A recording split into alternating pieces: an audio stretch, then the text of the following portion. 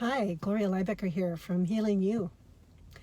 Today I'm coming into you from my vehicle after going to the feed store because my herd of horses, they needed some more grain.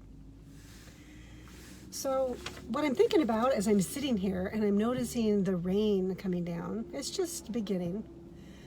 We had some really beautiful sunshine the last couple days, and the snow is behind us, at least for a while.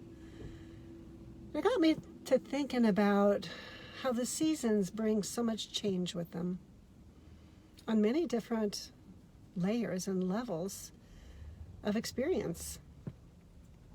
We have the actual climate, and that climate actually affects our perception. Many of us, when we move into the season of change, we don't welcome it at all, especially going into the winter. Going into the winter, we begin to lose more light, and we need that sunlight.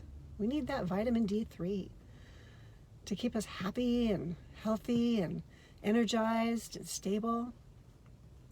So we miss it when it's not there. So how do you deal with change?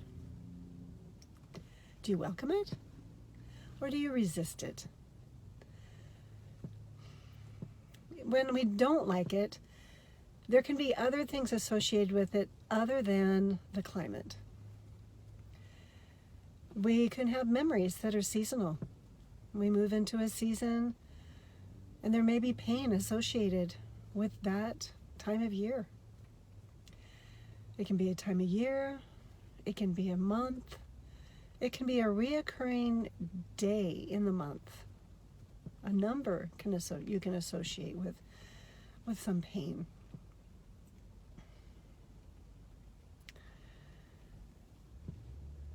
An example in my life, let's see, what would that be? There are several I actually have. And the one that really comes to my mind is one with my mom, because she comes to my mind quite often, actually. So the number 25 comes to mind for me because the number 25 is the day that she passed on. And at first that pain was really acute and sharp and debilitating. And with it, though, as I found places that could meet me in my grief, I was able to begin to associate that number with other dates. Christmas is on the 25th.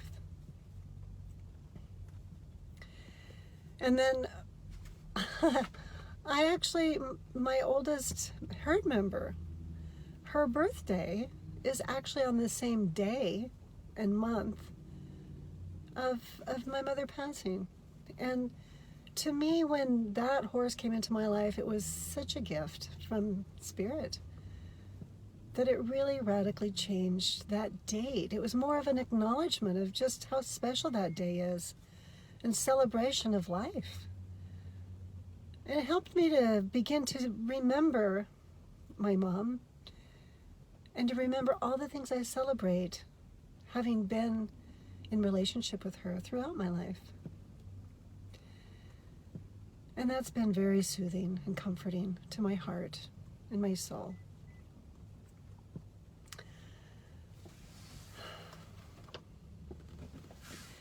So with the change in the seasons and the change in life and the change in relationships, change is always happening.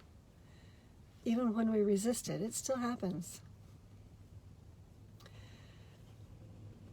One thing that I did was I was able to acknowledge what was the loss that I was experiencing. I could name it. And when I could name my pain, it would help it to dissipate ever so slightly, especially when there was someone else in relationship with me that could hear my heart and they could accompany me there. And the other thing that really has helped me is to allow myself to sit with my pain rather than making it wrong. Pain is part of life. It's how we actually engage with it that can make it healthy or not so healthy. And it's healthy to grieve. It's healthy to take our time to mend our broken hearts. It's healthy to find our way back to that path of celebration of life. And it may take us a while. It can take us a long, long time. It's been like 22 years since my mom was last here. And you know what? Just last night I woke with a memory of her that brought tears of joy to my eyes. And so she is still with me. She always will be. I'm grateful to her for contributing to my life, being here. So another thing that helps me along this path of change is to notice my body. Notice what happens inside when I feel a contraction, or I'm holding my breath, or maybe my face gets a little scrunched up. It lets me know I'm going into resistance. I take time to breathe, just to stop and pause. And invite myself to take a breath in and deep and hold it. And then let it out. It's kind of like breathing in and just letting life out, whatever that is in the moment. Acknowledging it. Acknowledging what is. And as I do that, I naturally, as I bring oxygen into my system, it begins to relax. And then if I consciously bring a smile to my face, the smile automatically will begin to release different neurochemicals within your system that can bring some relief as well. Give it a try. Right now, if you're willing, just smile. It can help to think of a color you love. It can help to think of a person you love, a pet you love. Think of whatever you love. It could be a good meal. It could be the sunshine, floating in the water. There's endless possibilities. And allow yourself to focus your attention there. And then notice what happens in your body when you do. For me, there's a softening and an expansion in my heart and my tummy. My shoulders drop down and my head feels lighter.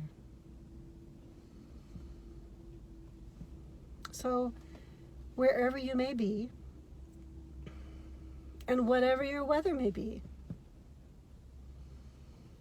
this week, or today, or this month, or for however long you choose to, I invite you to notice any changes happening in your life or in your environment, and notice what your body's doing, what your posture is. Notice your facial expression.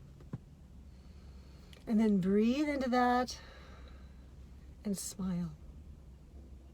And then notice what happens.